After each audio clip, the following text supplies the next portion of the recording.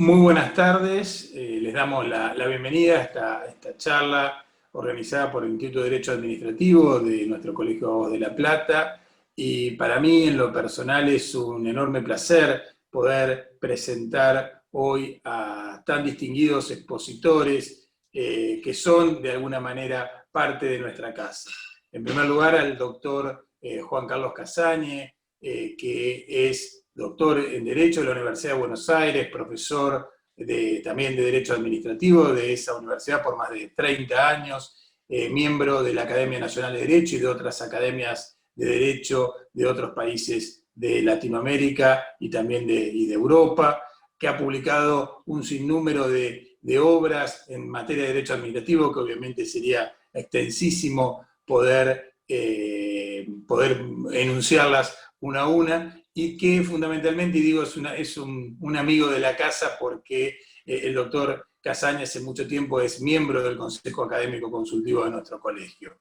El otro expositor que nos va a acompañar en esta actividad es el doctor Pablo Perrino, director de nuestro Instituto de Derecho Administrativo también hace mucho tiempo, fue consejero de nuestro colegio de abogados, miembro del consejo directivo, una persona destacada del ámbito académico, también a nivel nacional y local, secretario de la Comisión de Derecho Administrativo de la Academia Nacional de Derecho, y también autor de numerosas publicaciones. Comparten el estudio jurídico Casañe, del cual, bueno, es titular Juan Carlos, Pablo es uno de sus socios, y hoy han sido convocados para hablar de una temática de estrictísima actualidad que tiene que ver con la responsabilidad del Estado en este contexto de emergencia.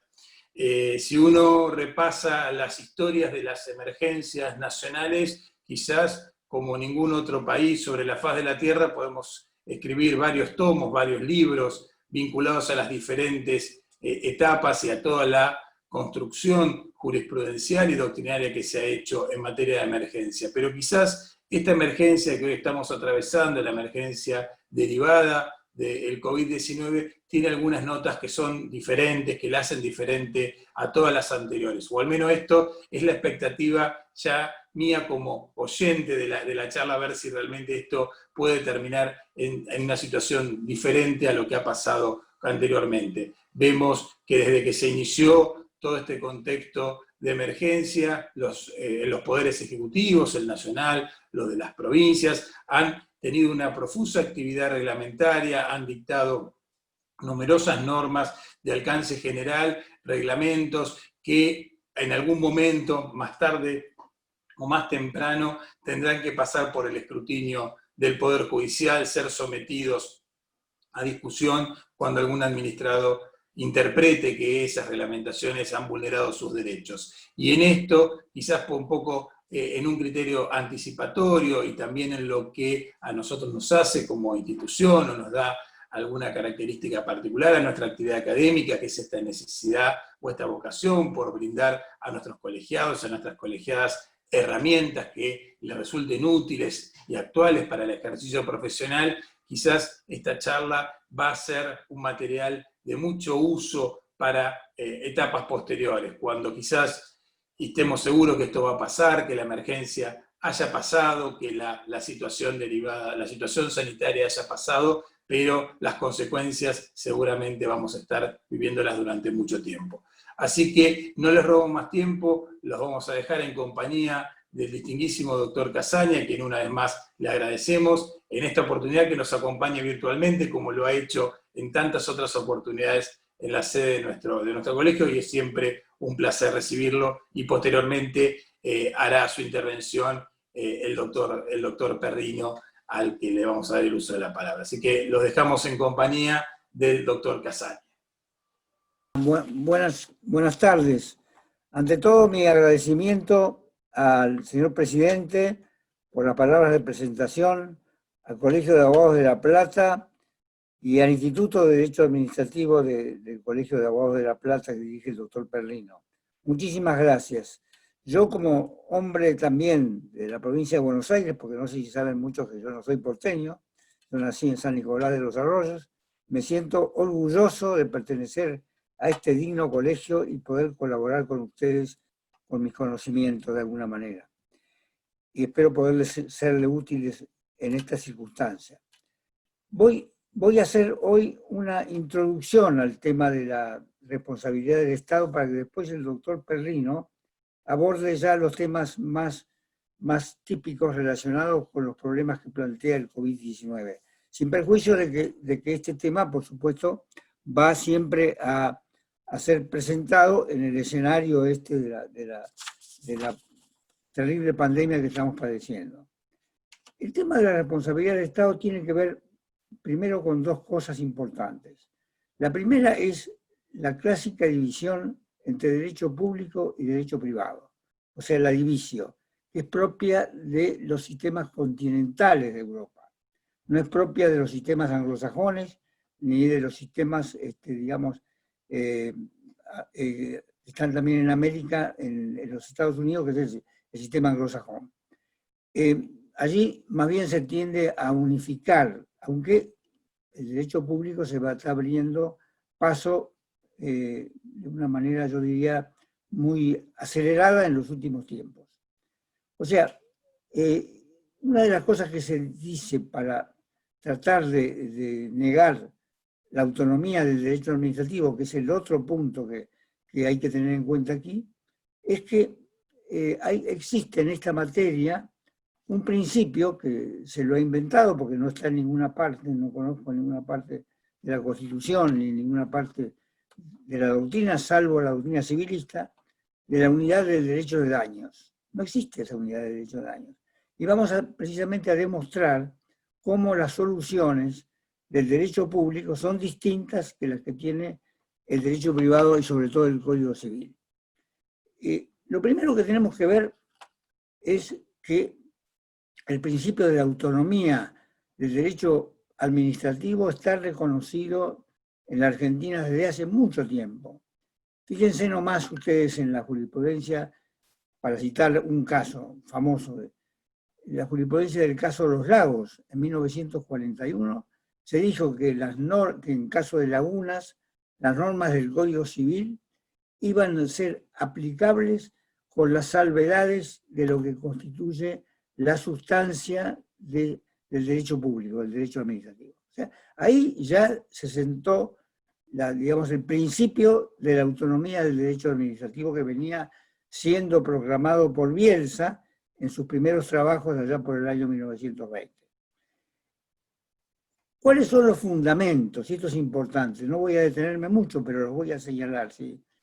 Mi maestro Marienhoff decía que los fundamentos era el bloque de principios generales del derecho público que estaban en la Constitución y que estaban en el Estado de Derecho. Y hacía referencia a varios de estos principios. Yo en particular primero los sostuve básicamente basado en uno de ellos, esos principios que es el principio de la igualdad ante las cargas públicas, el artículo 16, la última parte. Pero Marienhoff daba una idea más general que yo finalmente en los últimos trabajos vengo aceptando ya hace unos cuantos años, es basarlo también en otros principios que están girando alrededor de esto. Y el primero es el principio de justicia, porque en el preámbulo tenemos esa directiva, afianzar la justicia como un fin del Estado. Segundo principio importantísimo es el no dañar a otro, el principio de alterum non ledere. Ese principio está implícitamente comprendido en el artículo 19 de la Constitución Nacional. Y la Corte Suprema así lo ha reconocido en numerosísimos precedentes. Y de manera que todos estos, junto con el de la igualdad ante las cargas públicas, configuran ese bloque, y me olvidaba decirle, con la garantía patrimonial del derecho de propiedad, que está en el artículo 17, configuran ese bloque, para seguir la terminología de Oriú, ese bloque de legitimidad constitucional que le da fundamento a la responsabilidad del Estado. ¿Cómo es posible entonces que se diga que, se puede preguntar del otro lado, que la responsabilidad se basa tiene fundamento en un principio? Y esto nos lleva a la necesidad de también advertir que en el mundo del derecho moderno, el derecho actual, los principios han cobrado una prevalencia extraordinaria y prevalecen siempre sobre las normas. ¿Qué es un principio? Un principio, y en esto seguimos a la doctrina alemana, que es la que más lo ha aclarado, es un mandato vinculante, carente de supuestos de hecho. O sea, que los supuestos de hecho van a surgir del caso específico al cual se va a aplicar y además carente de consecuencias jurídicas. Si vemos la norma que tiene las tres partes, el supuesto de hecho, el mandato y la consecuencia jurídica, vemos que el principio es nada más que el mandato vinculante. No es un mandato de optimización, como quería, por ejemplo, Alexis, sino que es un mandato que obliga al Estado a hacer efectiva esa responsabilidad cuando se dan los requisitos para eso. El otro punto importante y que, digamos, de alguna manera ha pretendido resolver la ley de responsabilidad del Estado 26.944 es el carácter federal y local que tiene la responsabilidad del Estado. ¿Por qué? Porque la Corte ha tomado partido sosteniendo, y en eso estamos de acuerdo todos, de que es una materia propia del derecho público, que tiene que ser regulada por el derecho público, ha tomado partido por la tesis de que esta materia debe ser regulada en principio por las provincias, pero no quiere decir que toda la regulación de la responsabilidad del Estado en el orden nacional no corresponda a una ley federal como la que se ha dictado. Lo cierto es que a raíz de esto se ha producido, algunos piensan, un vacío legal, porque las provincias, muchas no se han adherido y han seguido con sus sistemas jurisprudenciales. Pero lo cierto es que en esto no ha cambiado nada la situación con relación a lo que había antes, si bien se han derogado algunas disposiciones del Código Civil en las cuales se había fundado la responsabilidad, sobre todo por falta de servicio. En esto se sigue igual, o sea que se van a seguir aplicando todos los criterios jurisprudenciales que existían en materia de responsabilidad, aunque no exista legislación local en estas materias, ¿no?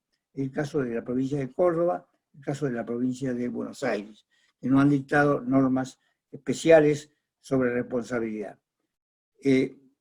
Yo sé que la doctrina está un poco dividida, el doctor Perrino ahí sostiene la necesidad de que esta materia sea regulada localmente. Yo creo que es indistinto una cosa u otra, podría haber estado en una ley federal o en un código civil. No creo personalmente que sea bueno seguir el sistema norteamericano, donde cada estado tiene su propia regulación y hay una anarquía extraordinaria en esta materia.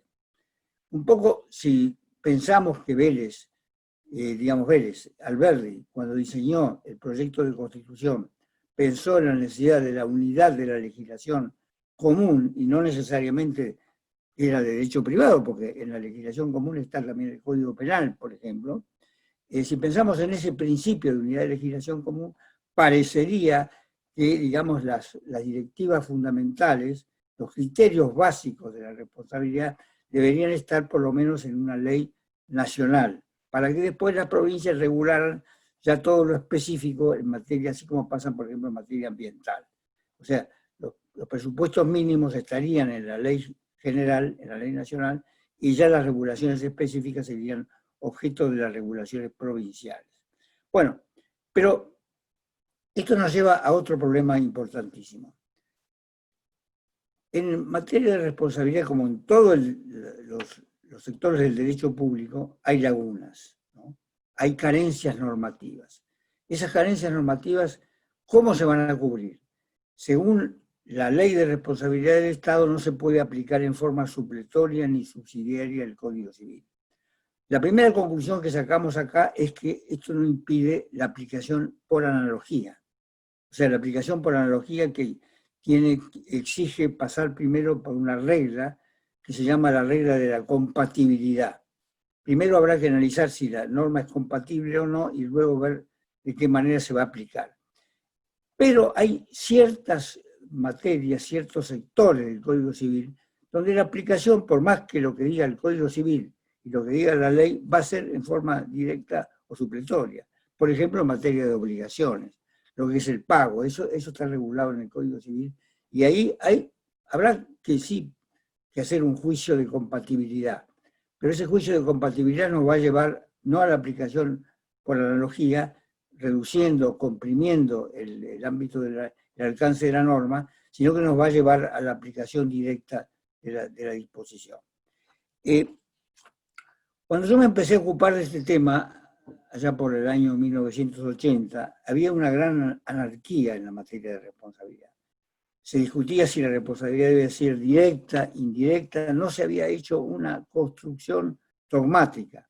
Y ahí le hicimos, en base inspirados en la obra de Bustamante Alsina y en algunos trabajos contemporáneos a los que yo hice con Juan Francisco Linares, y diseñamos una construcción que es la que ha quedado, curiosamente la que ha quedado en la ley actual, en la cual hay cuatro bases dogmáticas importantísimas, 4 elementos de la responsabilidad, que son la imputación, primero que exista un daño, segundo, que ese daño sea imputable materialmente al Estado, el tercero, el factor de atribución, cuál es el factor que va a medir esa relación con el daño y la actividad material de la administración, y finalmente la relación de causalidad, o sea, si ese daño que se produce es una consecuencia del curso natural y ordinario de las cosas, ¿no? como decía, como sostiene esta teoría de la causalidad. Esos 4 criterios básicos son los que recoge la ley actual de responsabilidad del Estado, que si bien tiene unos aspectos criticables en muchos sentidos, o por ejemplo en el alcance de la indemnización o en alguna regulación de la responsabilidad por omisión, por ejemplo, en cambio me parece que es muy rescatable en cuanto a la estructura dogmática que recoge estos 4 elementos clásicos de la responsabilidad. Una pequeña digresión sobre un concepto que se está manejando mucho en las doctrinas europeas, digamos, sobre todo de España y en algunos países de América, el concepto de antijuridicidad. El concepto de antijuridicidad, ustedes vieron que en la ley no está puesto, porque no está puesto y salvo en hay una referencia en la responsabilidad por omisión que se dice por omisión antijurídica, pero en realidad es la omisión por actividad ilegítima, ¿no? No la omisión antijurídica, es la omisión ilegítima. Porque la antijuridicidad, fíjense, ha sido un comodín que se ha usado siempre en el derecho civil para digamos, agregar un elemento más a la responsabilidad, un elemento totalmente inútil, tan inútil que es una noción que ha ido variando a través del tiempo. Si ustedes ven al principio lo que entendían hace 40, 50 años por antijuridicidad, todos los civilistas, o gran parte de ellos, era la ilicitud, ¿no? Después, como se dieron cuenta que eso no servía, pasaron a considerar, y ahora muchos lo consideran, la doctora Kemmelmacher, que es una de las que trabajó en el nuevo Código Civil y Comercial de la Nación, sostiene esto, y está puesto en la norma, la antijuridicidad se entiende como violación del ordenamiento jurídico. Pero si vemos la construcción dogmática que ha hecho la ley 26.944, este requisito no es necesario, es sobreabundante. Además, está comprendido de alguna manera en la falta de servicio, porque para eso está el factor de atribución. Es decir, es un requisito totalmente innecesario. De manera que vamos a pasar rápidamente al otro punto, que es la teoría del riesgo, que es el otro punto que nos plantea alguna duda en el derecho público, ¿no? Ustedes saben que en el derecho civil el sistema de la culpa como factor de atribución prácticamente ha sido desplazado en la realidad por la teoría del riesgo creado. Una teoría que nació por algunas limitaciones, se fue extendida tanto que abarcó lo que se llama el riesgo provecho o el riesgo beneficio. Bueno, en el derecho público lo que sí es procedente es el riesgo peligro, ¿no? Pero no el riesgo provecho, porque el Estado no persigue una finalidad de lucro, no se puede aplicar ahí en ese ámbito la teoría del riesgo. En cambio, hay situaciones muy semejantes, como por ejemplo el caso de los accidentes. El doctor Perlino esto lo ha estudiado muy bien y ha hecho una sistematización de la jurisprudencia realmente ejemplar. El caso de accidentes de automotores, de la caída, por ejemplo, de los ascensores, el caso de los daños que produce la destrucción de una mampostería, los daños provocados por menores en las escuelas públicas. Bueno, en todos estos criterios no tendría sentido aplicar, no aplicar la teoría del riesgo y aplicar una solución distinta de la que establece el derecho civil. No hay razón para esto. Yo en esto les he dado la razón en este punto a los civilistas, pero no extender esto a lo que es el riesgo-provecho o el riesgo-beneficio, ¿no? El otro punto importante es el carácter objetivo de la falta de servicio. ¿Qué es la falta de servicio? La falta de servicio se define siempre como el comportamiento irregular o defectuoso de la función administrativa. O sea, es un comportamiento ilegítimo. Aquí no juega para nada la culpa. Si bien hay una conducta de algún órgano, no se mide la actuación en función de esa conducta, sino en función de estándares objetivos de responsabilidad. De manera que me parece a mí que este tipo de responsabilidad del Estado está un poco en el punto intermedio entre la teoría de la responsabilidad por culpa, la responsabilidad objetiva, y las teorías más objetivadas, como pueden ser las doctrinas españolas o las doctrinas basadas en el riesgo total, que prácticamente hacen responsable a la administración de todos los daños producidos, porque un poco el derecho civil lo que procura es indemnizar a las víctimas. Y ahí nos lleva esto a un tema propio de la teoría de la justicia. Es decir, en la responsabilidad del Estado lo que procura es conciliar los intereses de las víctimas con los intereses de la comunidad, mientras que la responsabilidad privada, la responsabilidad del Estado, busca equilibrar los patrimonios de las víctimas con el causante del daño. Es un tema totalmente distinto, el enfoque que se le tiene que dar a una cosa o a la otra.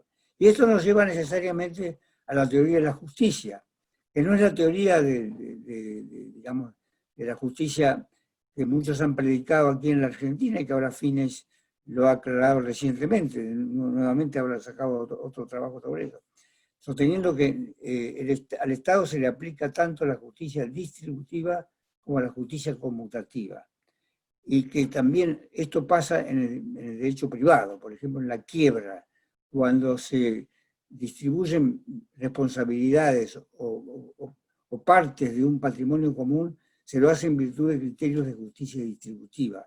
Es una igualdad distinta que la igualdad de la justicia conmutativa, ¿no es cierto? Que es de cosa a cosa, de persona a persona. En cambio aquí hay siempre un fondo común en la justicia distributiva.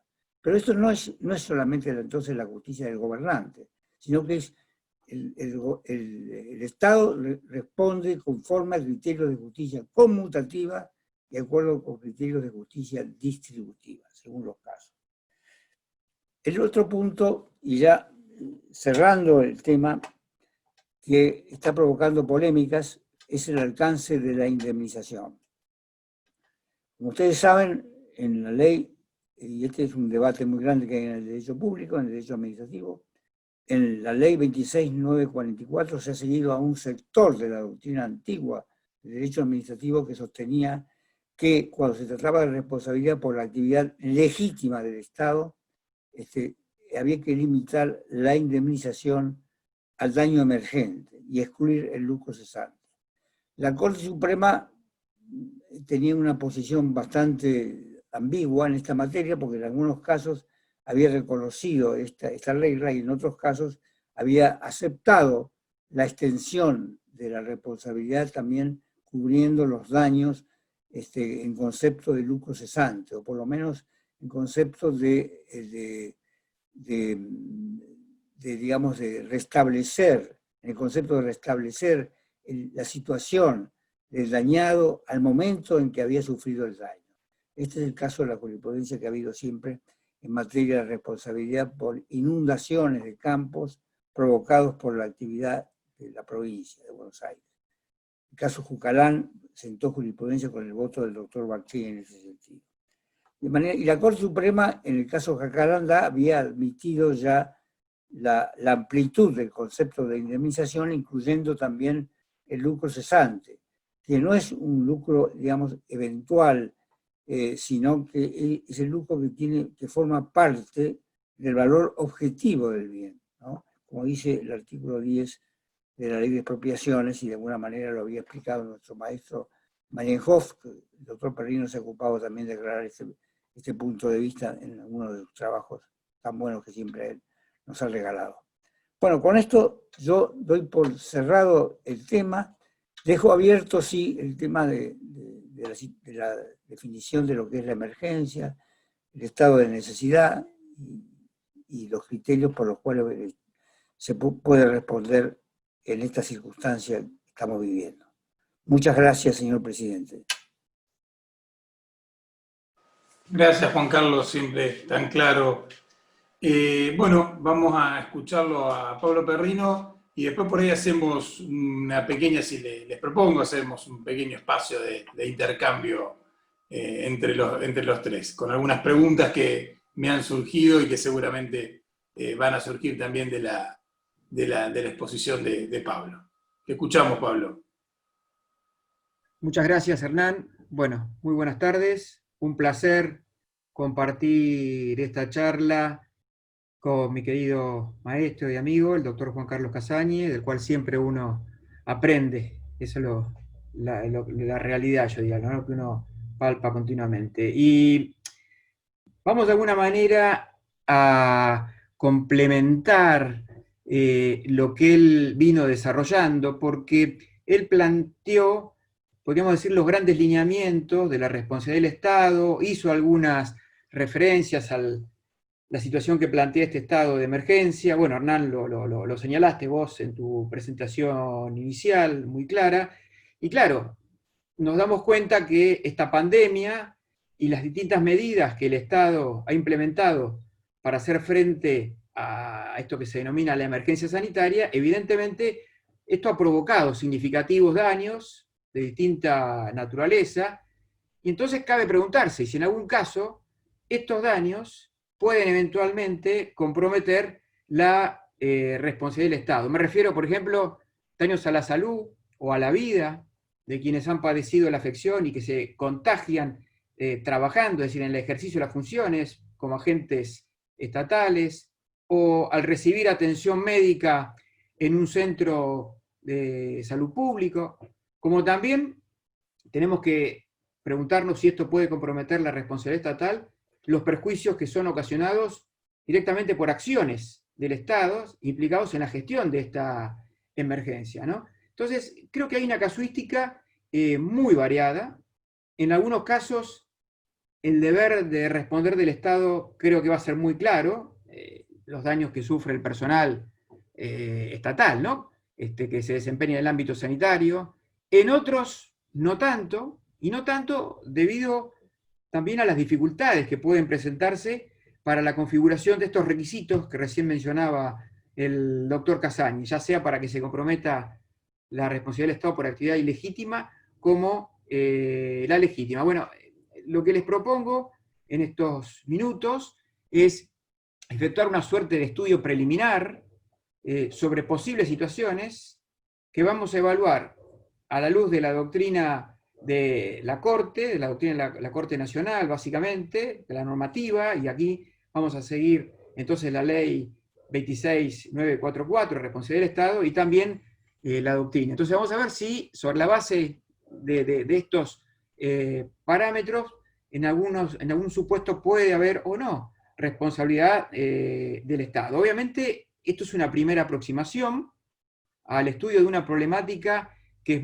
muy compleja, de aristas múltiples, y que está generada, como lo decía Hernán, en la presentación por una crisis sanitaria de ribetes excepcionales, porque hemos padecido emergencias, pero esta es una muy distinta, muy peculiar. Entonces, vamos a ver qué supuestos podrían llegar a comprometer o no la responsabilidad. Yo creo que uno puede trazar como dos grandes categorías de situaciones. Hace poco tiempo, en el número 130 de la revista de Derecho Administrativo que publica Thomson Reuters La Ley, publicamos junto con un compañero del estudio, Juan Carlos Sanguinetti, un trabajo en el que abordamos esta cuestión, bueno, al cual de alguna manera me remito para todo lo que no vamos a poder en estos minutos que nos quedan, ¿no? Detenernos. Y allí nosotros decíamos que hay dos grandes categorías de supuestos daños. Un primer grupo de casos que puede estar caracterizado porque el daño no proviene de un accionar directo del Estado, sino que de alguna manera podemos decir que es el fruto de una situación accidental. Situación accidental que ocurre en ocasión o con motivo del ejercicio de las distintas actividades que desarrolla el Estado, en materia, por ejemplo, de funciones de seguridad, prestaciones médicas en hospitales públicos, etc. Y la otra categoría está dada por aquellos perjuicios cuya causa inmediata está dada por las medidas que adopta el Estado para preservar la salud pública. Y son medidas muchas veces gravosas de la libertad individual, de libertades económicas, etc. Entonces, dentro del primer grupo, vamos a abordar básicamente, digamos, 4 supuestos. Daños a la salud y a la vida del personal que desempeña funciones en el ámbito sanitario, médicos, enfermeros, personal de limpieza, etc., que en ejercicio de sus tareas se contagia de COVID-19. Segundo supuesto, daños a la salud y a la vida del personal que desempeña funciones ahora en el ámbito de la seguridad, como policía, gendarmería, por ejemplo, y que en ejercicio de las mismas contrae el COVID-19. Tercer supuesto, los daños a la salud y a la vida de personas que, al ser tratadas de una dolencia en un hospital o en un centro de salud público, se contagia. Es decir, yo voy por un tema que no es el COVID y de alguna manera, bueno, me contagio y al contagiarse, bueno, provienen daños que pueden terminar incluso en la muerte de esta persona. Y finalmente, la cuarta situación son los daños a la salud y a la vida de internos alojados en establecimientos carcelarios que se contagien del virus. A su vez, dentro del segundo grupo, la segunda categoría, aquellos daños que tenían su causa directa en la actuación del Estado, aquí creemos que hay dos grandes supuestos. El primero, los daños que van a comprometer, que pueden generar la responsabilidad estatal por el ejercicio ilegítimo del denominado poder de policía sanitario.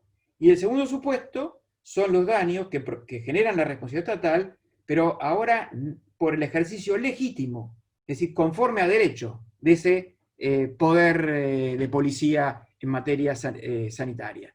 Bueno, vamos rápidamente entonces a abordar estas situaciones, siempre con esta aclaración de algo que hoy indicó el doctor Casaña, que me parece muy importante, que es que tenemos que tener presente que en esta materia, después de toda esta reforma que se ha producido en los últimos 6 años, con el dictado de la Ley de Responsabilidad del Estado, con el dictado después del Código Civil y Comercial, hoy tenemos muy, si se quiere, dividida o sectorizada la regulación, porque tenemos por un lado la Ley Nacional de Responsabilidad y por el otro lado las regulaciones provinciales en aquellas provincias que han dictado leyes. Hay 7 provincias que han regulado el tema, y después las que no lo han dictado. Entonces, cuando hagamos referencia a la ley 26944, evidentemente estamos haciendo referencia a los daños que pueden comprometer solo al Estado Nacional, porque ya sea Ciudad de Buenos Aires y las demás provincias y municipios,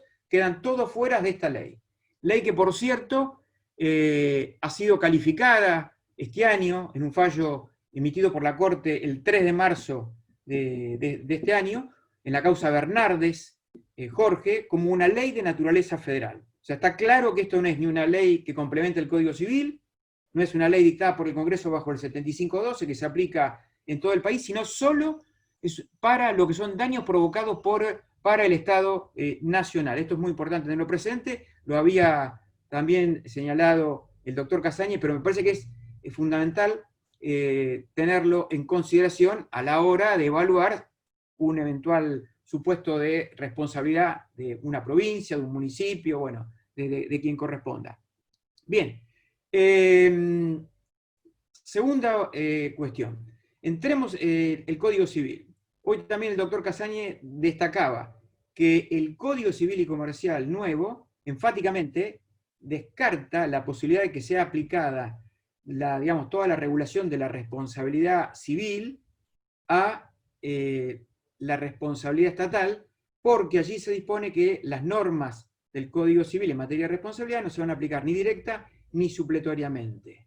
Pero siempre tener presente que está el recurso de la analogía. El doctor Casañez lo explicó, lo señaló en qué consiste esto, pero esta es la clave porque vamos a ver que en muchas provincias no hay regulación. Así que la analogía es la clave para acceder al Código Civil en más de un supuesto y dar respuesta a los problemas que plantea esta cuestión de vacíos normativos. Bueno, entremos a abordar rápidamente cada uno de estos supuestos. El primer grupo, entonces, de casos en los que el daño no deriva de un accionar directo del Estado, sino que, como decíamos recién, el punto en común que tienen todos ellos es que va a ser el fruto, si se quiere, de una situación accidental, que se genera en ocasión o con motivo de distintas actividades que lleva a cabo el Estado. La primera de ellas es el de funciones desempeñadas en el ámbito sanitario.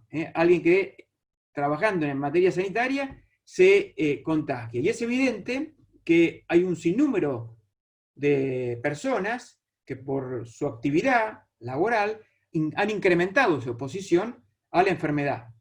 Y esto es lo que ocurre con todos aquellos que trabajan, por ejemplo, en un hospital público o en cualquier otra dependencia estatal, nacional, provincial o municipal, que de alguna manera brinde servicios vinculados al sistema sanitario, médicos, enfermeros, personal de limpieza, agentes públicos que desarrollan tareas de testeos de la enfermedad o de desinfección, etc. Bueno, toda esta gente que está, si se quiere, más expuesta al virus, puede contagiarse. Y aquí es donde nace entonces la pregunta, bueno, ¿puede haber responsabilidad? Sí, claro. Puede haber responsabilidad, y esta responsabilidad, ¿cómo está regulada? Bueno, estos casos quedan sin lugar a dudas sujetos a la Ley de Riesgos del Trabajo, la Ley 24.557 y sus modificaciones. Hay que recordar que esta ley es de aplicación a los funcionarios y empleados del sector público nacional, provincial, municipal y de la Ciudad de Buenos Aires. Así lo dispone el artículo 2.1, inciso A de la misma. Otro dato muy importante para tener presente. Por decreto del Poder Ejecutivo Nacional 367 de este año, se ha establecido un régimen especial y diferencial de infortunios del trabajo para los trabajadores en relación de dependencia que presten tareas en las actividades que han sido declaradas esenciales y que puedan entonces padecer esta enfermedad del COVID-19. Y este régimen presenta algunas peculiaridades. Básicamente es un régimen transitorio, considera al COVID-19 como una enfermedad no listada, por tanto, no le incluye en el listado de enfermedades profesionales, se aparta del sistema de enfermedades no listadas a través de un mecanismo presuncional atípico y también de un procedimiento específico y diferente al clásico, ¿no?, previsto por la Ley de Riesgo del Trabajo. Y vamos a ver después que para ciertos supuestos se introduce un sistema de inversión de la carga de la prueba. Este decreto, el que mencionamos, entonces dispone que el COVID se considera presuntamente como una enfermedad de carácter profesional no listada en los términos del apartado 2, inciso B, del artículo 6 de la Ley de Riesgos. Con relación a los trabajadores, bueno, dependientes, excluidos mediante dispensa legal, dice, y con el fin de realizar actividades declaradas esenciales del cumplimiento, bueno, del aislamiento social preventivo y obligatorio que en su momento fue dispuesto por el decreto 297 del 20. Y mientras esto es así, se encuentre vigente todo lo que es las medidas de aislamiento dispuestas por estas normativas o sus prórrogas. Bueno, a su vez, por el artículo 4 de este decreto, se establece también que para los trabajadores de la salud se considera que la enfermedad COVID-19 guarda relación de causalidad directa e inmediata con la labor efectuada, salvo que se demuestre, en el caso concreto, la inexistencia de este último supuesto fáctico. Y esta presunción, al igual que la que está prevista en el artículo 1 del decreto que mencionamos, rige para este sector de los trabajadores hasta los 60 días posteriores a la finalización de la vigencia de la declaración de la ampliación de emergencia pública en materia sanitaria realizada en su momento por el decreto 260 y que luego fue prorrogándose sucesivamente. Segundo supuesto que tenemos que mencionar, un tanto más complejo, que es el de los daños a la salud y a la vida del personal integrante de las fuerzas de seguridad y también de las Fuerzas Armadas que se pueden contagiar el COVID-19 en el desempeño de sus funciones. Si uno analiza la jurisprudencia de la Corte Nacional, lo que se advierte es toda la complejidad, diríamos, del encuadramiento jurídico de los daños que padecen los integrantes de las Fuerzas Armadas y de Seguridad. Esto no es algo nuevo, es algo muy antiguo. Y prueba de lo que estoy diciendo son los distintos criterios que a lo largo del tiempo ha ido sosteniendo la Corte. Para simplificar y ver lo que está ocurriendo hoy en día, podríamos decir que la postura mayoritaria, porque tampoco es uniforme, es la que sostiene la mayoría del tribunal, es la que fue sentada a partir de una serie de fallos.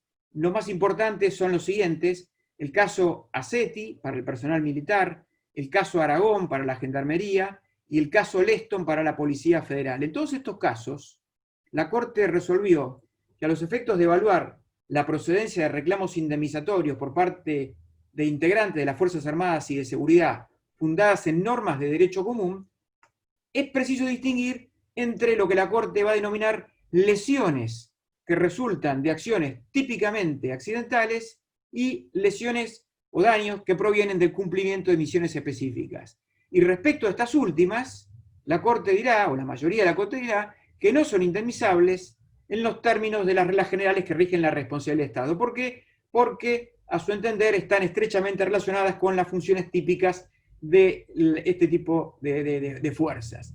En tales casos, el tribunal entiende que la víctima o sus causavientes tienen derecho a percibir los beneficios estatutarios que para cada fuerza se prevé. En algunos casos hay contemplados subsidios extraordinarios, haberes derretido, etcétera, etcétera, pero se descarta la posibilidad de que haya, que sea viable el cobro de una indemnización bajo los parámetros clásicos de lo que es la responsabilidad. Ahora, el alcance de este criterio fue precisado por la misma Corte al fallar una causa caratulada García, en la cual afirma que solo los actos de servicio que sean acciones bélicas, en el caso de las Fuerzas Armadas, o enfrentamientos armados, en lo que respecta a fuerzas de seguridad, van a quedar excluidos del ámbito indemnizatorio. Por tanto, de estos fallos que acabo de mencionar, resulta que no todos los daños sufridos por el personal de las fuerzas en actos de servicio impiden que se demande una indemnización bajo las normas que regulan la responsabilidad estatal, sino solo cuando son el fruto de enfrentamientos armados, acciones de combate, en el caso en tiempos de guerra para lo que es Fuerzas Armadas, o enfrentamientos armados con delincuentes, tratándose de fuerzas de seguridad. Entonces, con arreglo a esta jurisprudencia, cabe preguntarse, bueno, ¿y qué ocurre si alguien se contagia de COVID-19? Yo creo que, con arreglo a la misma, en los casos de lesión o muerte del personal de las Fuerzas Armadas y de Seguridad producto del contagio de este virus, siempre obviamente que ocurra en el marco de sus funciones específicas, y en la medida en que no estamos frente a daños derivados de enfrentamientos armados, yo creo que no debería haber ningún obstáculo para que sea viable el pago de una indemnización. Ahora, esto puede ocurrir ya sea bajo las normas de la Ley de Riesgo del Trabajo, si se acepta, porque acá hay toda una discusión, la jurisprudencia está muy dividida, hay quienes aceptan que se aplique esta ley a las fuerzas de seguridad y armadas y otros no, o bajo los parámetros generales de lo que es la responsabilidad estatal, parámetros que fueron hoy explicados por el doctor Casañi. Pero ya sea por un régimen jurídico o por el otro, yo creo que la responsabilidad estatal en principio procede. Tercer grupo de supuestos, los daños a la salud y a la vida de pacientes que se contagian en hospitales públicos. Alguien que va a tratarse de una afección diversa al COVID, bueno, y con motivo de la misma recibe, ¿no? Se infecta de este virus y bueno, puede terminar con la vida de esta persona. Aquí esto puede cubrir este primer grupo de casos, pero también yo diría el de aquellos pacientes que no es que contraen el COVID en el hospital, ya van a ser tratados con el COVID, pero quizás no son debidamente atendidos. Acá hay una infracción a la Lex Artis, o puede haber incluso un error de diagnóstico de COVID, un tratamiento inadecuado. O sea, típicos daños a la salud por una actividad, yo diría, médica. Bien, si uno mira cómo responde la jurisprudencia de la Corte ante estos supuestos, la respuesta que da la Corte es que cuando alguien sufre un daño en el marco, digamos, de una actividad médica en un hospital estatal, el tribunal enmarca esta cuestión dentro de lo que es la responsabilidad extracontractual del Estado por falta de servicio. Esta es una cuestión respecto a la cual otros tribunales dan respuestas a veces diferentes, pero si nos atenemos a lo que es la jurisprudencia de la Corte Nacional, la Corte encuadra todos estos casos dentro de lo que es responsabilidad del Estado por falta de servicio. Son aplicables aquí todas las explicaciones que hizo el doctor Casañi en su exposición y que, desde el punto de vista normativo, exige cumplir esos 4 recaudos que el doctor Casañi mencionaba y que están en el artículo 3 de la Ley de Responsabilidad Estatal. Bueno, ciertamente, la cuestión puede no ser sencilla para lo que es generar responsabilidad del Estado, probablemente las dificultades mayores para que esto sea viable va a estar dada por un lado, el tema del nexo causal. Yo creo que es clave y determinante, pero en algunos casos puede ser muy difícil, comprobar para el demandante el nexo de causalidad. Esto es que el COVID-19, la infección de esto tuvo lugar al ser atendido en un centro asistencial público. Además, seguramente, frente a los reclamos indemnizatorios, es muy probable que el Estado invoque que la pandemia como tal configura un típico supuesto de fuerza mayor que lo va a eximir de responder, alegando incluso que ni siquiera adoptando las medidas de prevención exigibles se habría podido evitar los daños sufridos por esa persona. Hay que tener presente aquí que la ley de responsabilidad en el artículo 2, inciso A, al regular los eximentes de responsabilidad, dice que la misma no procederá cuando se configure algunos de los clásicos, digamos, eximentes de responsabilidad que acarrean la interrupción del nexo causal.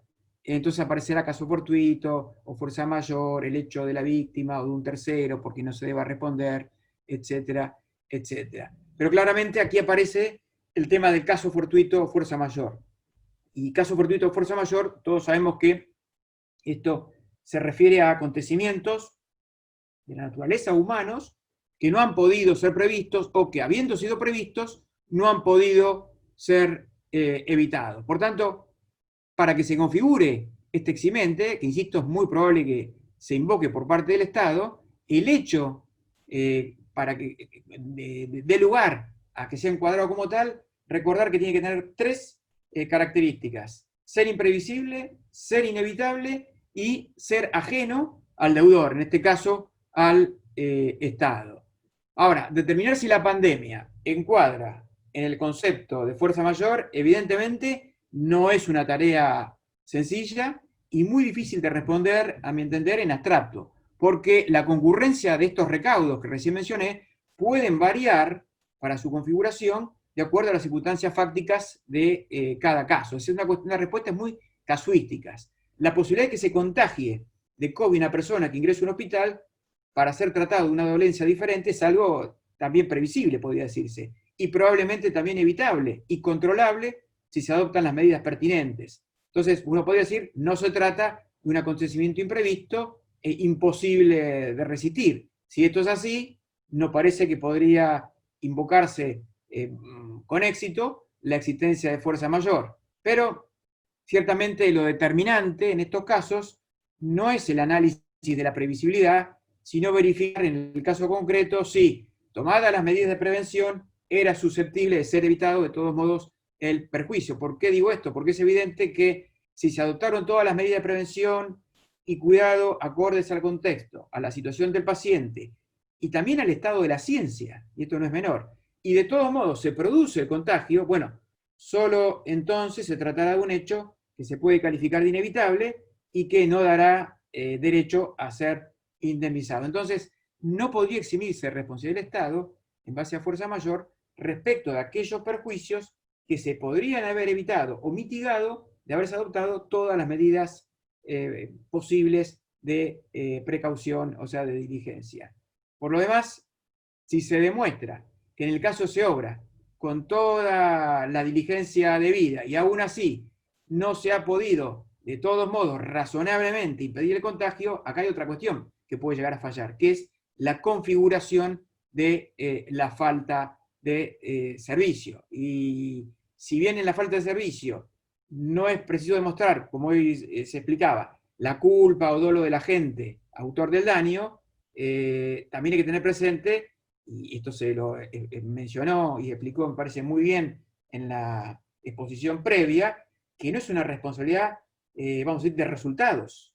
Esto es algo clave, no es igual al riesgo o la falta. Por tanto, aquí no basta demostrar el nexo causal y el daño para que nazca el deber de indemnizar. Se necesita algo más, evidentemente. Bueno, el cuarto grupo, para cerrar este primer, digamos, bloque de responsabilidad, es el caso de daños a la salud y a la vida de internos de establecimientos carcelarios. Acá hay una frondosa jurisprudencia de la Corte en esta materia, en la cual considera que si se acredita que la conducta estatal es viable de ser encuadrada dentro de la noción de falta de servicio, bueno, podrá haber responsabilidad. Y hay, como decía, un número muy importante de fallos de la Corte por muertes de internos alojados en establecimientos carcelarios en los que ha prosperado la responsabilidad por entender que la conducta estatal perfectamente encuadró en esos casos en este concepto de falta de servicio que está receptado en el 3, inciso D ahora, de la Ley Nacional de Responsabilidad. Bien, y pasemos ahora, ya para ir terminando, al segundo, vamos a decir, la segunda categoría de daños. Y decíamos que esos daños eran aquellos causados por el accionar directo del Estado, es decir, los daños que derivan de las medidas que fue adoptando el Estado para responder, para paliar, mitigar la pandemia, los efectos de la pandemia, y que ponen en marcha esto que clásicamente denominamos, con una terminología hoy muy controvertida, que es el llamado poder de policía en materia sanitaria. Y aquí hay un sinfín de medidas, las más básicas y que todos estamos padeciendo en este momento: el aislamiento obligatorio, el cierre de fronteras, personas que no pueden trabajar, en fin, hay cierre de comercio, es decir, un sinfín de medidas que para combatir la circulación comunitaria del virus se han adoptado y que han restringido en forma generalizada innumerables derechos de toda la población: transitar, trabajar, comerciar, ejercer industria lícita, bueno, y daños, y todo esto ha acarreado daños. Entonces, cabe analizar si es viable acá o no la responsabilidad del Estado. Evidentemente, tenemos dos supuestos, como decíamos antes. ¿En función de qué vendrán estos dos supuestos? En función de que se considere que esa actuación estatal, que esa medida estatal, medida que está basada en una norma. En la mayoría de los casos hemos visto que han sido productos de decretos de necesidad y urgencia, la mayoría, no todas, pero la mayoría sí. Bueno, esas medidas normativas ¿son válidas o inválidas? Bueno, según sea la respuesta, estamos en el escenario de la responsabilidad estatal por el ejercicio ilegítimo del poder de policía o del ejercicio legítimo. Veamos el primero, muy rápidamente: ejercicio ilegítimo. evidentemente, si uno logra acreditar judicialmente la ilegitimidad de la medida, el afectado tendrá derecho a ser indemnizado plenamente, siempre que se verifiquen entonces los 4 recaudos, una vez más, los 4 recaudos que están en el artículo 3 para que haya responsabilidad por falta. El daño, ¿no? La imputabilidad, la causalidad y por último el factor de atribución, que es la configuración de la falta, que en este caso provendría de esa actuación ilegítima, contraria a derecho. Ahora, ¿qué problema encontramos aquí? El problema que deriva de la jurisprudencia, los criterios jurisprudenciales de la Corte.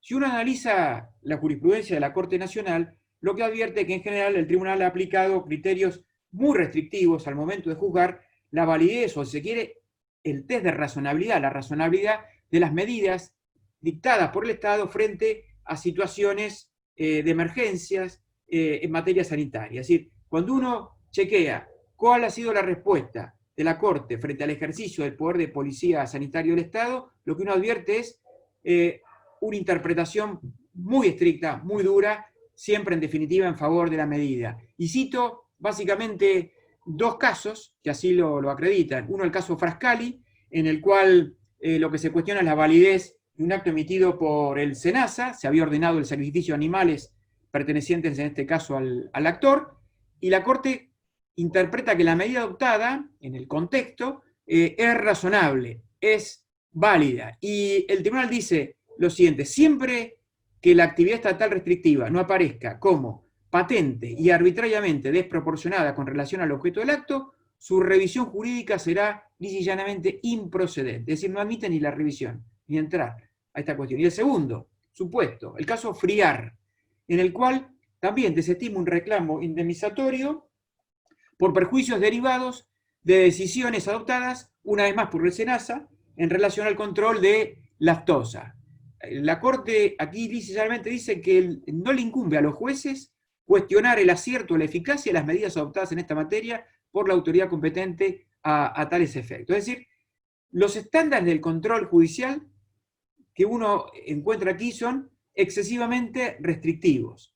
Y estos estándares entonces dificultan, en supuestos como el que aquí estamos analizando, la viabilidad de reclamos indemnizatorios que permitan comprometer la responsabilidad estatal por actividad ilegítima. Es decir, en la medida en que no logremos demostrar la irrazonabilidad, la ilicitud para que haya falta de servicio, no va a haber responsabilidad. Por tanto, sobre estas cuestiones, yo diría, hay que ser muy cuidadoso porque la jurisprudencia no ayuda. Al contrario, pone de resalto que a menos que demostremos una situación manifiestamente desproporcionada, discriminatoria, o que en el caso se presentan otros vicios graves que puedan descalificar la decisión, lo más probable es que no prospere la responsabilidad estatal. Y el último supuesto, para ir terminando, el de la responsabilidad del Estado por el ejercicio ahora legítimo del poder de policía sanitario. Es decir, estamos ante una medida que, a diferencia del caso anterior, no va a merecer reproches en lo que hace a su legitimidad. Pero, no obstante lo cual, ha provocado daños y hay alguien que considera que es un daño, vamos a decir, especial, anormal, que supera lo que es una carga o una limitación general que deriva de lo que es la convivencia social. Es decir, un daño que se lo quiere encuadrar dentro de lo que es la tipología de la responsabilidad estatal por su responsabilidad legítima, conforme, vamos a decir, a derecho. Supuestos que cuadran o que tienen sustento constitucional en la garantía de la propiedad, el alterum non ledere, que hoy mencionaba el doctor Casani, y yo diría principalmente en el artículo 16, que consagra el principio de igualdad ante las cargas públicas, principio que impide que se imponga a un sujeto un sacrificio especial o normal en beneficio de la comunidad que no esté obligado a tolerar sin la debida indemnización. Bueno, esta responsabilidad en la Ley Nacional de Responsabilidad del Estado está regulada en los artículos 4 y 5. Ya se hizo referencia en la charla anterior a todos los recaudos que tienen que configurarse. Pero déjenme señalar que en esta materia yo creo que hay algunos puntos que pueden ser muy complicados de configurar para que haya responsabilidad. Y probablemente uno de los problemas más relevantes que puede tener cualquier persona que quiera generar la responsabilidad estatal legítima por alguna medida en materia de poder de policía sanitaria puede estar dado por la acreditación del vínculo causal. ¿Por qué? Porque la ley nacional ha regulado la causalidad con un criterio súper restrictivo al exigir que la causalidad tiene que ser directa, inmediata y exclusiva. No es la típica causalidad adecuada.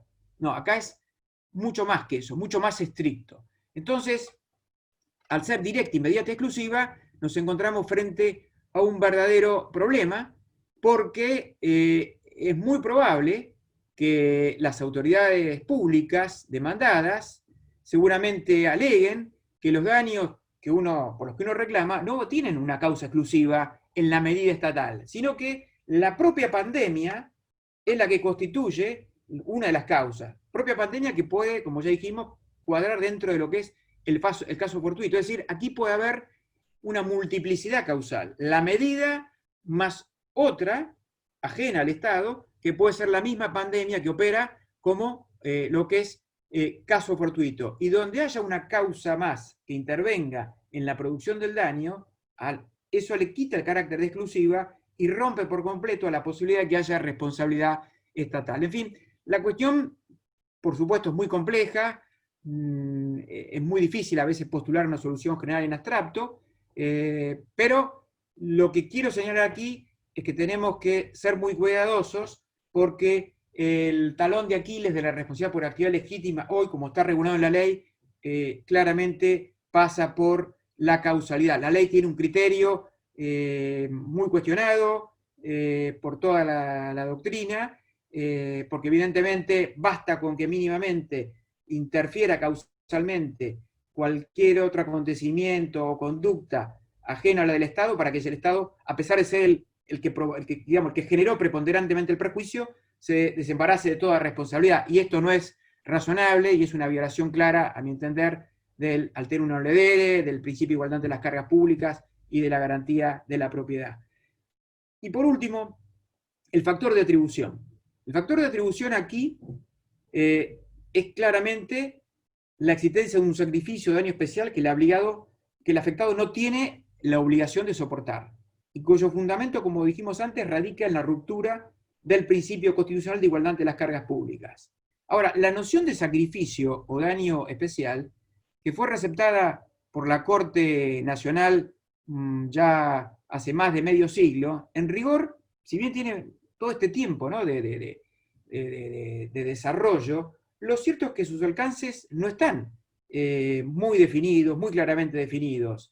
Por tanto, su determinación también aquí depende de la casuística judicial. Entonces, si uno analiza los fallos emitidos por la Corte, lo que puede encontrar es que en algunos casos, para definir cuándo un daño es especial, prevalece un criterio cuantitativo, la cantidad de afectados. Mientras que en otro, lo que se sigue no es un criterio numérico, cuantitativo, sino un criterio cualitativo, que creo que es lo razonable. Un criterio cualitativo que toma en cuenta entonces no la cantidad de víctimas, sino la intensidad o gravedad del daño. En tanto, lo que pide este criterio es que el perjuicio tiene que exceder la medida de lo que corresponde normal y razonablemente soportar. Esta sería la pauta. Ahora, para el legislador, el sacrificio especial en la persona dañada se configura también, y esto es muy importante en lo presente, por la afectación de un derecho adquirido. Es decir, lo que tiene que lesionarse de esta manera es un derecho que ya ha sido incorporado al patrimonio. Esto ya lo había exigido la jurisprudencia de la Corte de la Nación en algunos pronunciamientos. Y finalmente, la ley dispone también que para que sea viable esta responsabilidad legítima, es necesario no solo que haya un sacrificio especial, sino que la víctima no tenga el deber jurídico de soportar el daño. Esto es clave. Este requisito, la ausencia de soportar el daño por parte de la víctima, fue en su momento enunciado por primera vez por la Corte en el año 92, en el caso Columbia.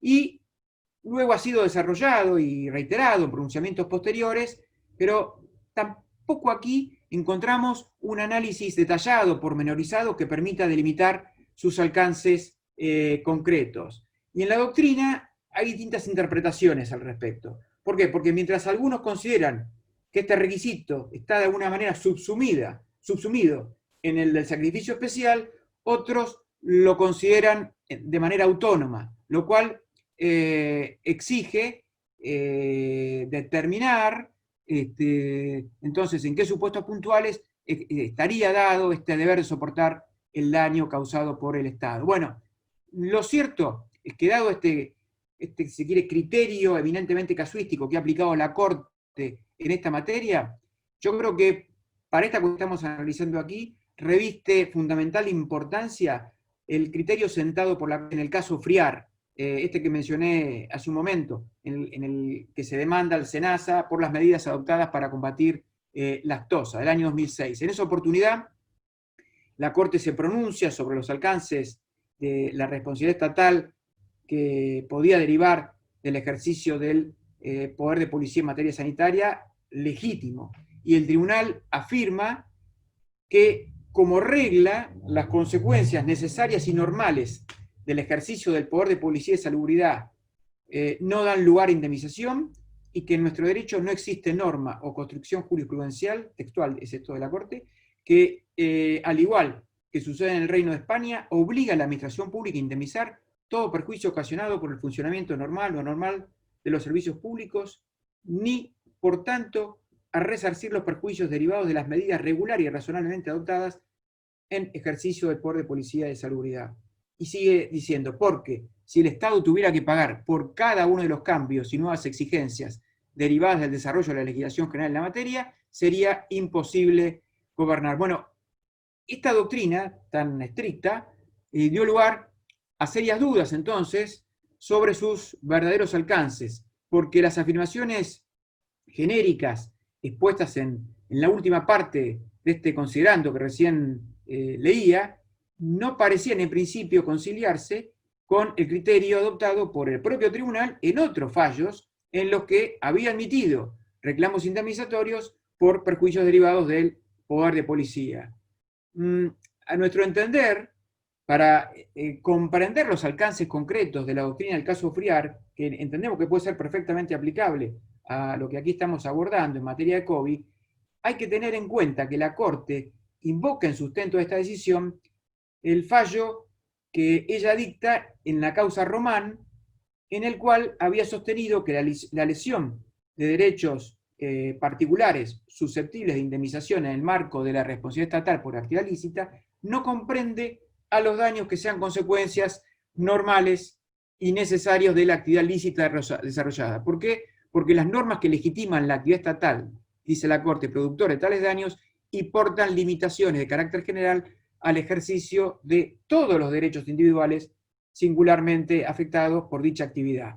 Y entonces dirá que en consecuencia solo comprende a los perjuicios que, por constituir consecuencias anormales, es decir, que van más allá de lo que es razonable admitir en materia de limitaciones al ejercicio de derechos patrimoniales, van a significar para el titular del derecho un verdadero sacrificio desigual que no tiene la obligación de tolerar sin la debida compensación. Entonces, como se puede apreciar en la sentencia, lo que se efectuó es una transcripción en rigor parcial del estándar establecido en Román, ya que se omite señalar que existe derecho a indemnización respecto de los perjuicios que pueden constituir, que sean consecuencias anormales de la actividad lícita estatal.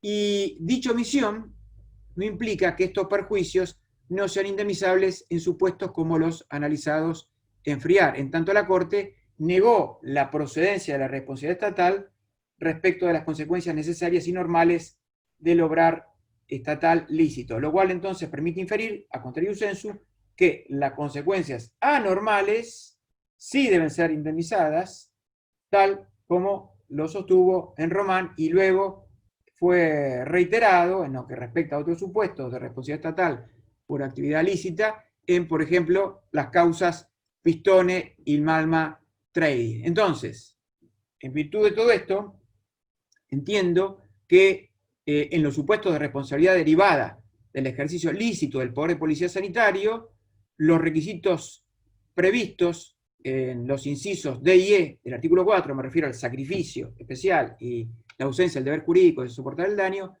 deberían ser interpretados del siguiente modo.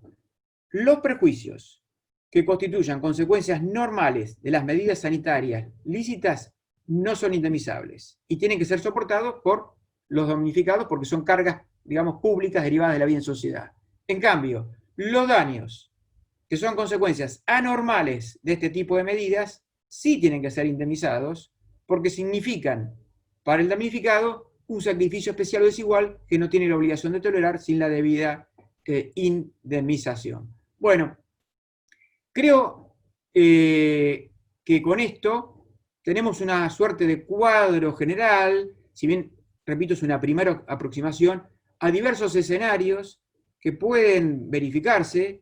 Muchos de ellos ya se están, yo diría, verificando, en algunos casos lamentablemente, porque han fallecido personal dedicado a lo que es la actividad de la salud, como consecuencia del virus. Es decir, muchas de estas situaciones hoy las estamos viendo ser una realidad, podríamos ser, y por tanto hay escenarios de responsabilidad estatal que perfectamente podrían verificarse. En otros casos será una cuestión a dilucidar muy puntualmente en función de las circunstancias de cada situación, si se reúnen o no los recaudos, ya sea del artículo 3 para la actividad ilícita o 4 y 5 para la actividad legítima. El tema entonces se irá desarrollando caso a caso y serán los jueces, por supuesto, los que tendrán la última palabra. Bueno, les agradezco muchísimo su atención.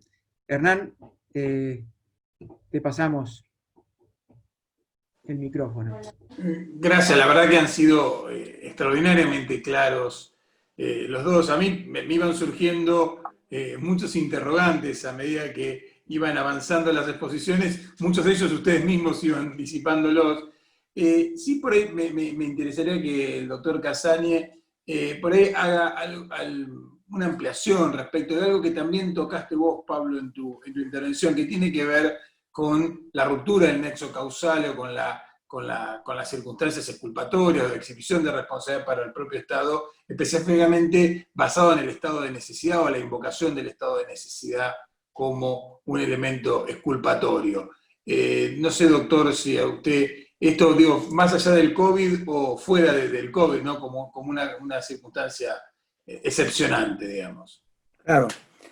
Lo que hay que tener en cuenta es que el Código Civil, cuando habla del estado de necesidad como una situación de peligro, digamos, y por la cual una persona se ve obligada a actuar en forma anormal, ¿no? Y ocasiona un daño a otra, digamos, como regla general, justifica el daño y de alguna manera excluye la responsabilidad del Estado. Pero pone como condición, el artículo ese, me parece que, según recuerdo, el 1718 del Código Civil, si la memoria no me falla, pone como condición de que el daño no sea provocado por el causante, ¿no? No sea provocado por... Y acá lo que pasa es que el estado de necesidad, hay varios estados de necesidad, ¿no? Un estado de necesidad es el provocado por la pandemia, que de alguna manera es un estado muy genérico de necesidad.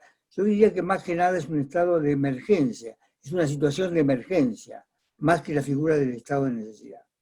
Porque el verdadero, digamos, hecho, pues es un hecho, ¿no?, causante del estado de necesidad es la medida del Estado restrictiva de las libertades o la que obliga, de alguna manera, a paralizar el comercio o una actividad económica determinada.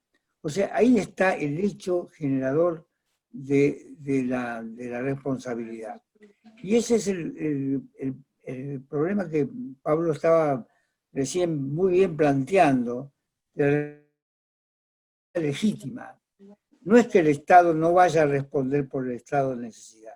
El Estado va a responder siempre y cuando exista un sacrificio diferenciado, un sacrificio especial que recae sobre el patrimonio de una persona de una manera distinta que el resto de la comunidad. Ahí sí va a haber responsabilidad del Estado.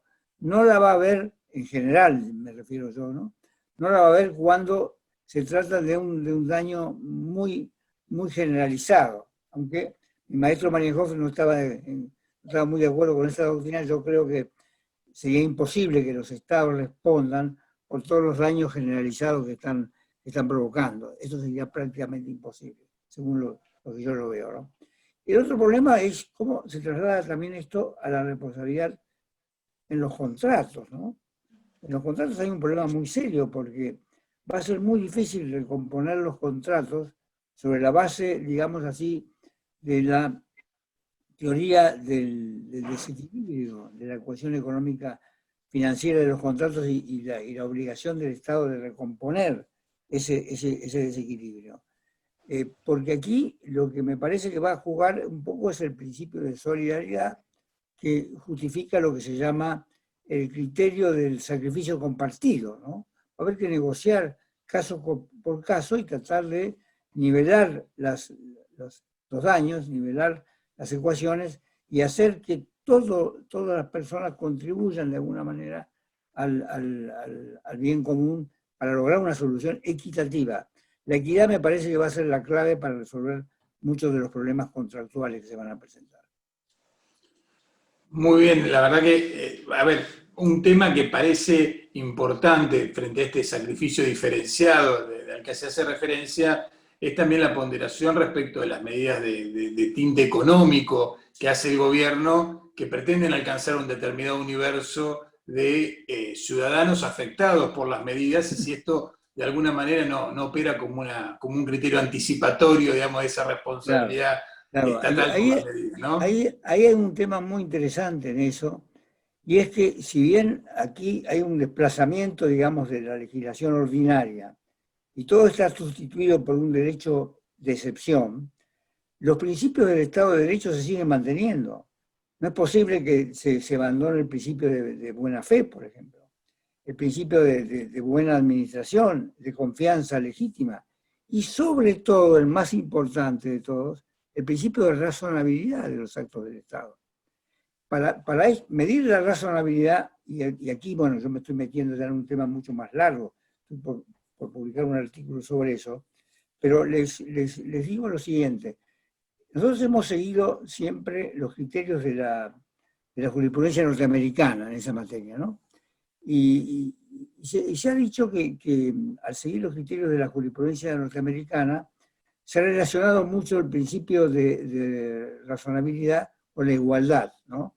Cuando en realidad lo más importante del principio de razonabilidad, que tiene mucho que ver con la prohibición de la desigualdad, digamos así, ¿no? Eso sería irrazonable, pero lo más importante es lo que se llama el principio de proporcionalidad. Y este principio de proporcionalidad es el que ha seguido la doctrina alemana y después la ha tomado la jurisprudencia del Tribunal Supremo Alemán, y lo mismo en España pasó por el Supremo Español y por el Tribunal Constitucional. Requiere el análisis de tres requisitos que hacen a la razonabilidad del acto, que son que el acto sea adecuado, la adecuación, que el acto sea necesario, que el acto tenga una relación de costes y beneficios que sea proporcional, ¿no es cierto? Que haya un balance entre las ventajas y las desventajas. La adecuación se refiere a la idoneidad del medio en relación a los fines, ¿no? Por ejemplo, no se podría fomentar, digamos, la actividad, por ejemplo, de lo que pasaba antes en la época de los llamados números vivos en los teatros, exigiendo poner en los teatros, por ejemplo, pieles, como decía el doctor Linares, en una metáfora bastante curiosa y graciosa, poniendo, por ejemplo, pieles de conejo en las butacas, ¿no? Eso no tendría nada que ver una cosa con otra. O sea, la adecuación. El segundo sería la necesidad. ¿Qué quiere decir esto de la necesidad? Mirar si esa medida que se ha adoptado es la menos restrictiva de los derechos fundamentales con relación a otras medidas que se podrían haber adoptado. Entonces, eso también lo lleva. Y el otro era lo que decía el balance que hay que hacer, que no necesariamente es un balance económico. Bueno, sin que lo hayan advertido la mayoría de nuestros colegas del derecho constitucional, la Corte Argentina lo recogió esto en un caso, yo revisando la jurisprudencia lo encontré el otro día, en un caso Silva, del 2015, y claro, nadie lo podía encontrar porque no está en el caso el principio de proporcionalidad, sino está en el dictamen del Procurador General que la Corte hace suyo y lo toma como una decisión. Y ahí está muy bien desarrollado en el dictamen del doctor Casal, en el caso Silva del 2015. Pero por cierto, fuera poco, la Corte en el 2019 dicta una acordada en la cual esas acordadas exhortativas, ¿no?, aconseja seguir el criterio del principio de proporcionalidad a todos los tribunales inferiores. De manera que esto ya está como cantado, si bien la Corte lo ha resuelto nada más que en el caso de las escuchas ordenadas por los jueces, la intercepción de las comunicaciones telefónicas, esto se va a extender seguramente a todos los casos aquí que se presenten en la pandemia. Analizarlos en función del principio de proporcionalidad, que es una de las versiones, quizá la más importante, la principal, del principio de razonabilidad, que a su vez, ustedes saben, eso lo han fundado en el artículo 28, pero en realidad el artículo 28 no habla del principio de razonabilidad. Lo que habla es de la no afectación del contenido esencial de los derechos por las leyes y reglamentos de su ejercicio, con lo cual Alberdi se adelantó casi 100 y pico de años a toda la jurisprudencia europea y a las constituciones europeas, la ley fundamental de Bonn y la Constitución española, que sentaron ese principio de no alteración del contenido esencial de los derechos. Que de ahí se haya sacado, se haya inducido el principio de razonabilidad es otra cosa distinta. Pero no era eso lo que Alberdi decía. Alberdi lo que decía es no afectar el contenido esencial de los derechos, que es una de las formas de irrazonabilidad también, ¿no?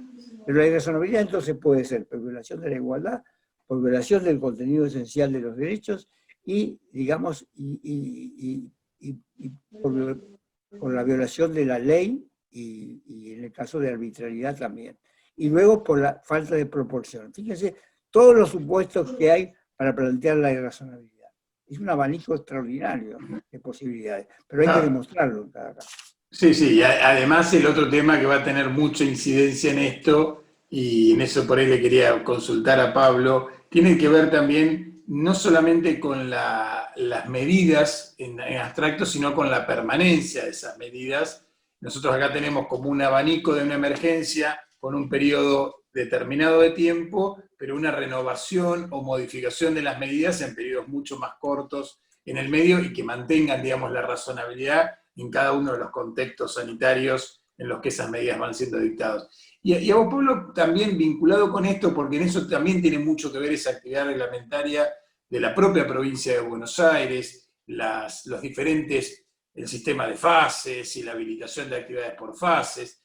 ¿Cómo juega la responsabilidad frente a nuestra provincia en la que no tenemos ley, a la que habría que ver por bajo qué normativa los regimos y hasta dónde son traspolables estos criterios que vos nos planteabas en el caso de la provincia de Buenos Aires, pensando por ejemplo en esto que ha sido solucionado recientemente, pero que estuvo presente en este tema de que los intendentes pedían y en un municipio pedían una actividad, en el municipio de al lado no, y a veces no eran, donde podían darse algunas situaciones o de trato discriminatorio o de ausencia de deber de soportar en algún distrito algo que en el otro sí debía soportarse. Sí. A ver, como vos decías recién, cuando uno habla de daños derivados de la pandemia, no hay que pensar que solo provienen de medidas que vienen del gobierno, que eventualmente no sean daños que provienen del gobierno nacional, porque en todos los ámbitos, nación, provincia, municipio y por supuesto ciudad, se adoptan medidas y esas medidas en muchos casos evidentemente generan perjuicios. Ahora, el problema está dado probablemente por esto, por el hecho de que nosotros tenemos nación con una regulación, nos podrá gustar o no, pero hay una ley, hay una regulación que de alguna manera define, ¿no?, y da ciertas reglas.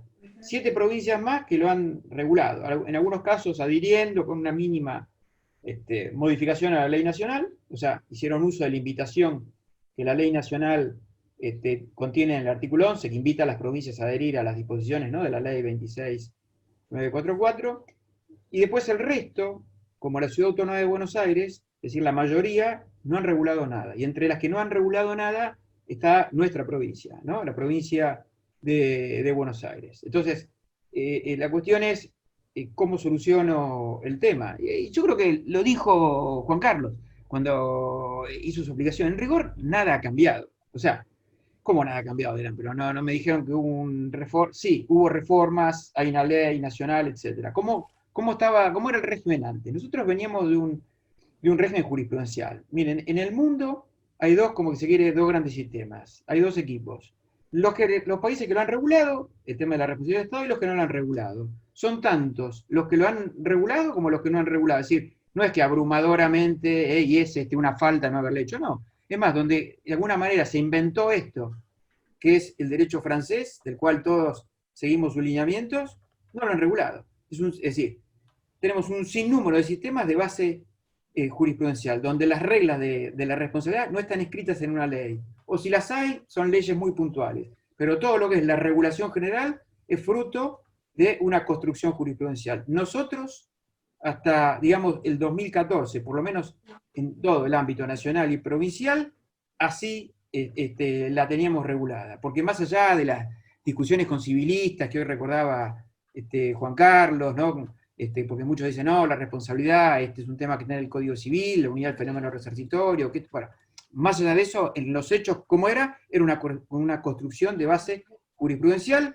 La Corte, digamos que en la última etapa de esa evolución que tuvo nuestro régimen, había estructurado una responsabilidad bastante amplia, podríamos decir, sobre la base de estos principios constitucionales que todos recordamos hoy, ¿no? La propiedad, la igualdad, el naimine en ledere, que se llegó mucho tiempo después, cuando la Corte lo descubre dentro del 19 de la Constitución, y algunos que otros principios más, y la Corte se da cuenta que, evidentemente, que en el Código Civil, por más que los civilistas dijeran esto está aquí, ahí no estaba, y entonces, ¿qué hizo en el último tramo? Y ahí sí, siguiendo lo que fue la construcción, que se inicia en los años 80 por Linares y Casañe, que es el desarrollo de la teoría de la falta de servicio.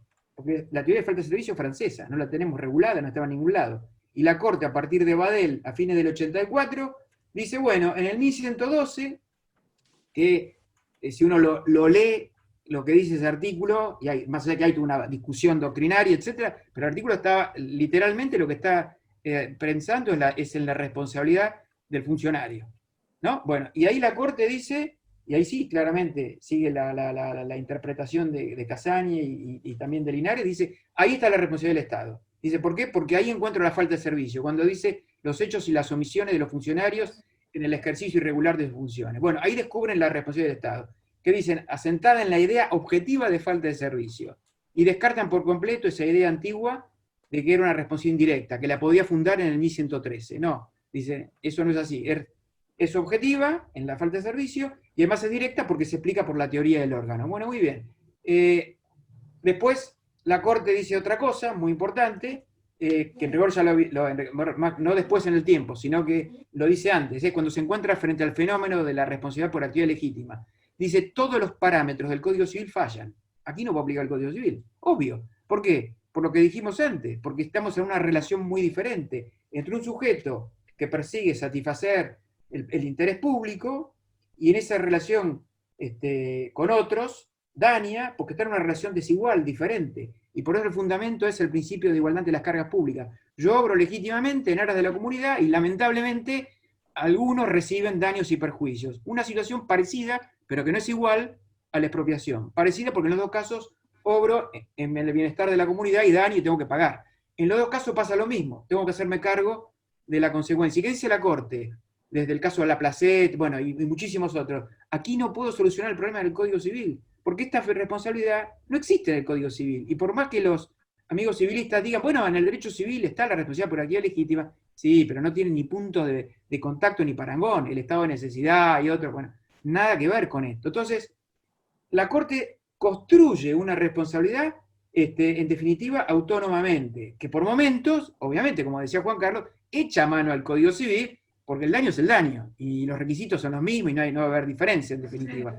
La causalidad es la causalidad, pero se hace una construcción.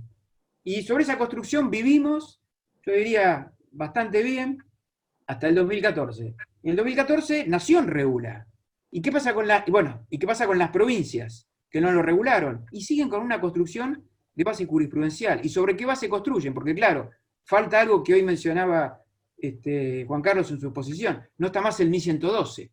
Porque el Código Civil viejo, yo solucionaba este problema acudiendo al 1112. Hoy no tengo el 1112 y no tengo, si se quiere, una norma de las mismas características, pero eso no impide que yo integre lagunas por otros caminos, analogía, usando principios generales. ¿Y qué aplico? A veces será el Código Civil, a veces, a mi modo de ver, tendría que mirar las leyes de responsabilidad del Estado, la de la Nación o de otras provincias, pero tengo un conjunto de elementos y de principios, y hay que nuevamente ir a la idea de los principios que Juan Carlos Casaña mencionó y explicó muy claramente al principio, para dar respuesta. Entonces, yo estoy en Buenos Aires, respondo de esa manera. Mira, y el otro día leí un fallo de un juzgado contencioso administrativo de San Isidro, donde se soluciona, me pareció muy bien, una cuestión que plantea el nuevo Código Civil, que es el daño que sufre un menor en un establecimiento educativo, público. En el Código Civil derogado se contemplaba que sea establecimiento público o privado, la situación era la misma. Había una responsabilidad objetiva del dueño del establecimiento, insisto, público o privado. Bueno, con el Código Civil nuevo, como se excluye y se impide la aplicación directa y supletoria de la norma del Código Civil, la norma que regula esta cuestión no podría ser aplicable a un establecimiento público. Entonces, ¿cómo solucionaba el tema? Tengo que ir a la falta de servicio con todo lo que esto implica. El juez, Luciano Enrisi, que falla esto, explica todas estas dificultades que yo estoy mencionando, y dice, acá hay una laguna. ¿Cómo soluciono el tema de la laguna? Como recordaba Casaña desde el 41 que lo viene haciendo la Corte en los Lagos. Por analogía, dijo, voy al Código Civil, por analogía, esto no es una valla, y el Estado es responsable en forma objetiva, directa, y bueno, del mismo modo que un establecimiento privado. Creo que esa es la respuesta. Entonces acá va a pasar lo mismo. Y las soluciones no han variado, porque más allá de algunas respuestas restrictivas que trae la ley nacional, después en gran medida receta los grandes lineamientos de lo que es la jurisprudencia de la Corte. Lo que pasa es que la ley fue pensada evidentemente, a mi modo de ver, con una mirada muy chica, muy restrictiva, y tuvo una visión muy reduccionista de la responsabilidad, porque dividió el mundo en dos: o estás dentro de la falta de servicio, o estás dentro del sacrificio especial. Y claro, el riesgo, que hoy se mencionaba hace un rato, ¿dónde está el riesgo? Y no hay nada. Entonces, que un accidente de vehículo, de un coche del Estado oficial, ¿qué? ¿Tengo que demostrar que falta de servicio? Es como volver a la teoría de la culpa de los años 60, en materia de accidentes. Entonces, bueno, ahí aparecen los problemas. El del menor, del establecimiento educativo, que estaba superado. Obviamente no es legítimo eso. Entonces, ¿qué voy? ¿A la falta? Es ridículo a la falta. ¿Por qué ese doble estándar? Entonces, creo que en la provincia estamos ante esa situación de esa falta de regulación, esa laguna que me lleva a mantener esa construcción jurisprudencial ahora con nuevos elementos, ¿no? No sé, Juan Carlos, si comparte. Totalmente. Bueno, no queremos demorar, la verdad que nos daría para seguir planteando otras actividades, o sea, quedan muchísimos temas en el tintero vinculado con toda esta cuestión y con la responsabilidad y con el tema de definir si la actividad va a ser lícita o va a ser ilícita, las decisiones de política sanitaria y la eventual ponderación ulterior. Ha habido algunos pronunciamientos vinculados a, por ejemplo, en lo que se toma como criterio de testeos o de lucha, digamos, contra la propagación del virus, que puede ser objetable, digamos, desde el punto de vista de los particulares, pero seguramente no van a faltar oportunidades para que nos volvamos a encontrar, para que nuestros colegiados y nuestras colegiadas puedan tener el enorme placer de escucharlos, de disfrutarlos. Realmente ha sido una actividad extraordinaria, y así que bueno, en esto reiterarles siempre nuestro agradecimiento y un reconocimiento particular al instituto que dirige Pablo, el Instituto de Derecho Administrativo, que es el que genera estas actividades. Así que con esto damos por finalizada la mesa, la jornada, y bueno, y un gran saludo para todos y para todas, y que bueno, que puedan, que sigamos transitando de la mejor manera posible esta situación excepcional en la que estamos viviendo. Muchas gracias.